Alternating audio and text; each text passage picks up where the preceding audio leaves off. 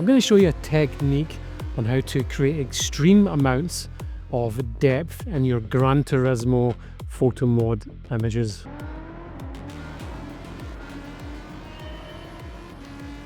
Now there are two things that make the depth trick, as we call it, work. And the first one is pretty simple.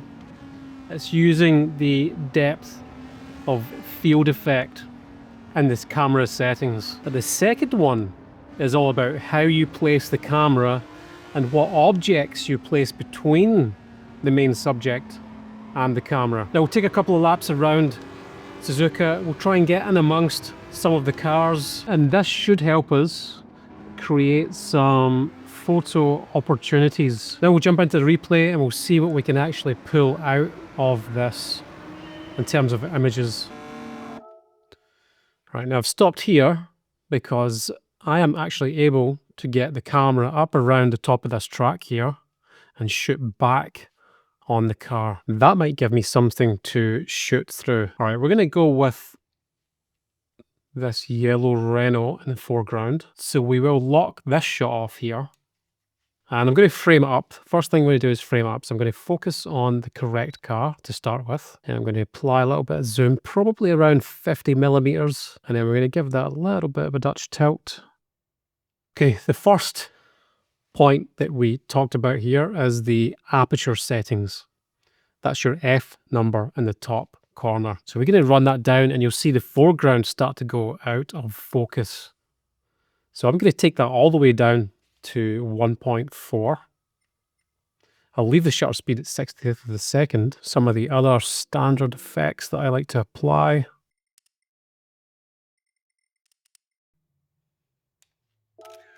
Now, although not a like super amazing image, it does give a very good example of what I'm trying to achieve, which is creating huge amounts of depth in an image. So the two things that we talked about there were the f-stop, or the aperture, which is the range of the image that will be in focus, which is now just a way down on this car. Anything else is blurred out in the foreground and the background. And step two to that, which goes hand in hand, is actually placing something in the foreground. So you can see exactly how that's worked there.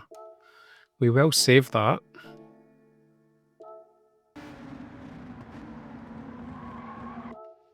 Okay, again, another option to possibly shoot through this traffic up ahead. So let's pull the camera up here. Okay, we can see we've got this option here. Now we can use this car in front here to kind of frame up the Golf, and we'll give it a little bit of a tilt. We will focus on the Golf and we're going to zoom in, and we'll run that aperture all the way down to 2.8.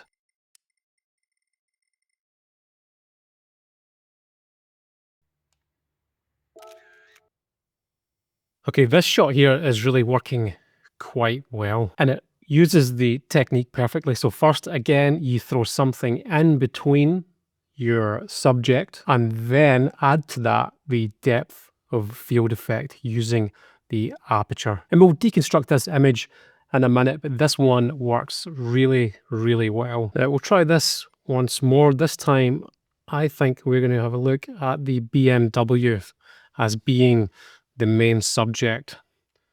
So this time, I'm going to bring camera just above the windshield, or above the sort of bonnet level. I'm going to turn it down maybe about there. And we're just going to get the Suzuka Circuit sign in. Maybe we will widen that to about 24 millimeters. First of all, make sure we're locked on in the right car. The aperture down, all the way down.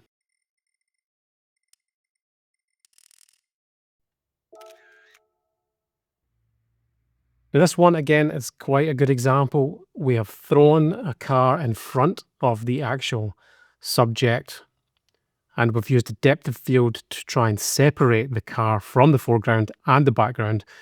But in this shot, we also used the shutter speed to help define the main focal point. And we'll talk about this image a little bit more in the deconstruct stage. So we've got 7 pictures here, but there's only two of them that I really want to work on, and that's this very first one you see here and the second one. These two, I think, are the best examples of that sort of layering system that creates huge amounts of depth within the image. We're going to start off with this image right here. I'm going to boost the exposures a tiny little bit, and one of the best sliders that I find in Lightroom is the texture slider. And the next thing we'll do, as always, we're going to start to use some gradients, and the first one will be a linear gradient. I'll pull that in across the bottom here. Now I'm going to run the exposure a little bit higher on this, and I'm going to punch in that contrast a fair amount, and then I'm going to take the red color on the channels and I'm going to boost that red. Then we're going to take another gradient. This time we're just going to use a radial gradient, and I'm going to pull it in just across the subject of the car, and we're going to run a little bit of exposure on that. I'm going to pull the shadows up just ever so slightly, and that is about all we are going to do with that image. Yeah, the other one we spoke about in the very beginning there was this one here. Gradients are going to play a large role in this image. So we'll add our first gradient, and we'll run a linear gradient across this bottom left-hand corner.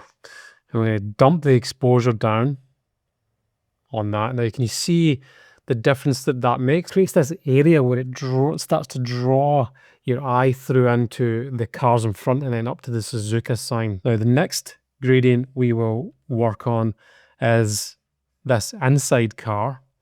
Now, we're going to pull the exposure the other way, and then we'll use another gradient, and we will run that on the car behind, and we'll go the opposite direction again.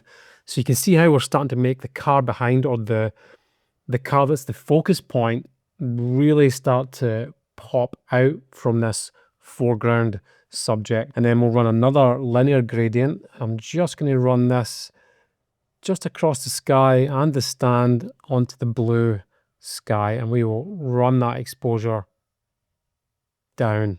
And once we've done with those kind of local adjustments, and then we'll start to make some complete image adjustments, and then a few of the other adjustments that I like to make.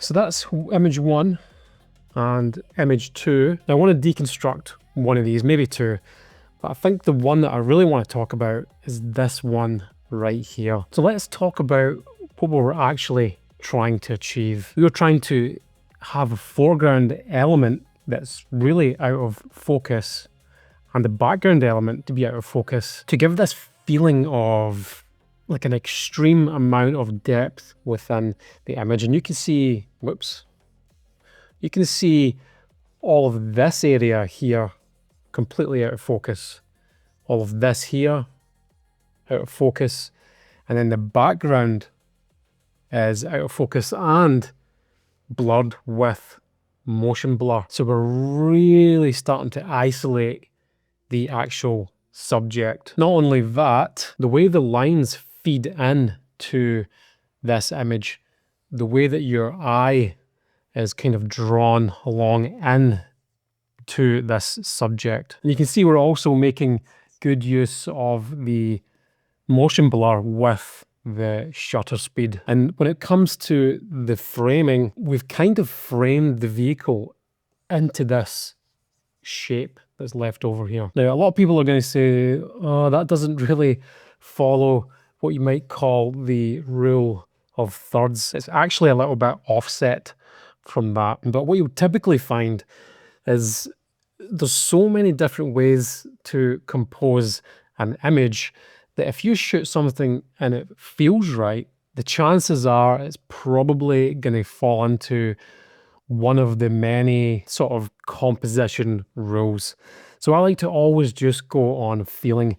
Does it feel right? And this one to me here feels pretty good. Now here you can see the before and after of the edit. This is after the edit, and this one here is straight out of Gran Turismo. So you can see those subtle adjustments, when they're all put together, really make a big difference. As far as image 1 goes, this one for me, I like it, but there's something not quite right. Now, I'm loving the way that this lined up, this whole thing with the two cars caning down the straight. That and all the motion blur and the lines that are all leading in towards the Suzuka sign. All of that works really well for me. And we've got the separation between these two cars. You can see here, this is all blurred out. This area is the sharp area, and that's running all the way down into here. But what's a little bit odd about this image is this negative space here. I can't quite put my finger on why it makes me feel a little bit uneasy. There's just something I don't like about it. It's almost just like a void. Now, what would have been better is if this, I'm not sure what kind of car that is there, but if this car in front here were to come back here and be in this position, that would have evened things up. It would have split. Let's do another layer. It would have split these two cars, and that car would have sat right there. That, I think, would have completely changed how this image felt. Now, I have made some videos on some other techniques that I use and things that I implement in some of these photography videos. So one of them is probably going to be popping up somewhere here just about now. So make sure you click through to one of them if you want to learn a little bit more.